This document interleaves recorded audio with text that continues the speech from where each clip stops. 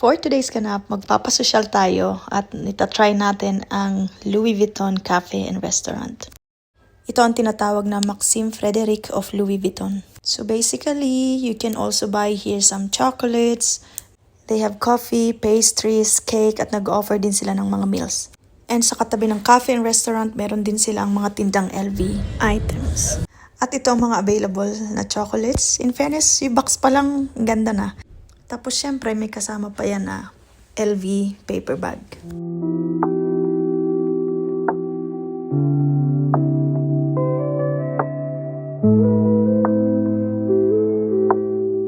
This one is around 45 euro. Box na ito is 120 and then 45, 18, 30 euro cake.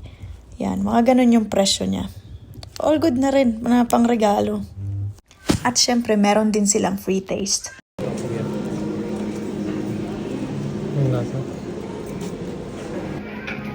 Free taste.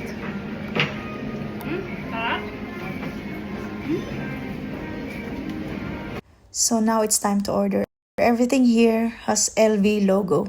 Even the baso, yung plato, yung tasa, tsaka yung kanilang tissue. So iuwi natin yan. I mean yung tissue lang. Syempre hindi naman natin pwedeng uwi yung tasa. At ito naman ang choices ng kanilang pastries like mga cakes as well. At ito ang aming order, monogram cake for 18 euros, 11 euros for cappuccino with LV logo. Ito yung mga panahon na masasabi ko na deserve ko ito. Pampalubag-loob, charot. Tingnan nyo naman ang tasa, very social. Pati ang plato at platito.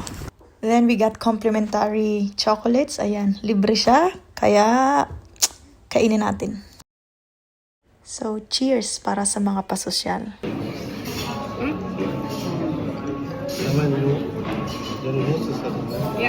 At ito na nga ang best part, ang cutting the monogram cake.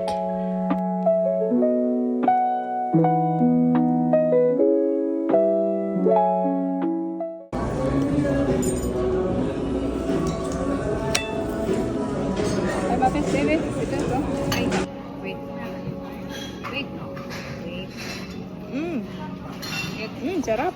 Ja. Das ist wirklich weich, ne? Das ist ja hart hier.